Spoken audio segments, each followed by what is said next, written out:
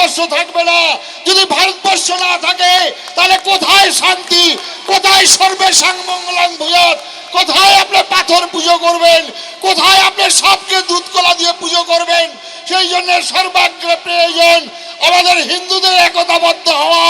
তার জন্য বাঙালি মানুষ আমাদের এই পশ্চিমবঙ্গের বাঙালিদের জন্য কেঁদেছিলেন।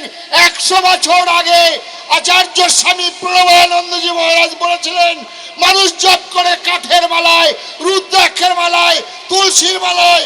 আমি আজীবন জপ করেছি। জাতি গঠন, জাতি গঠন, জাতি গঠনের মালায় আমি হিন্দু নামে ডাক দিতে চাই।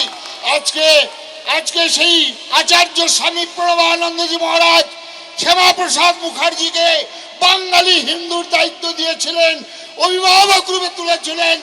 যে শ্যামাপ্রসাদ মুখার্জির জন্য আজকে আমরা পশ্চিমবঙ্গে বাঙালি হিন্দু রূপে পরিচয় দিচ্ছি। যে শ্যামাপ্রসাদ মুখার্জি এক বিধান, এক নিশান, এক প্রধানের বার্তা নিয়ে কাশ্মীরে গিয়েছিলেন, যে শ্যামাপ্রসাদ মুখার্জি আজকে তার পশ্চিমবঙ্গে তাকে আমরা সাম্প্রদায়িক রূপে আখ্যায়িত করেছি। সাম্প্রদায়িক কাকে বলে?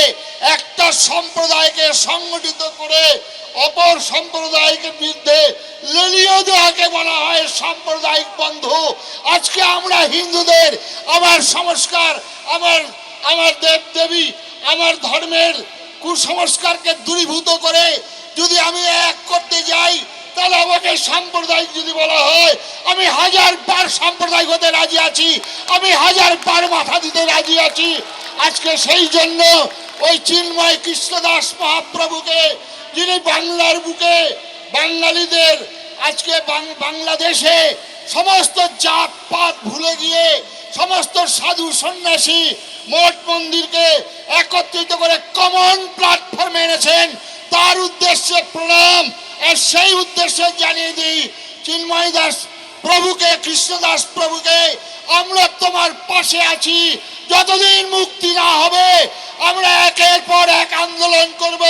ভারত সরকারের কাছে আমরা অনুরোধ করব, ভারত সরকার তুমি কেন আজ বসে রয়েছো? আজকে বাংলাদেশের বর্ডার, আজকে ত্রিপুরা বন্ধ করে দিয়েছেন।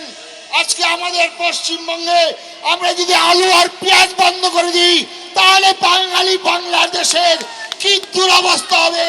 তারা আজকে হুমকি দিচ্ছেন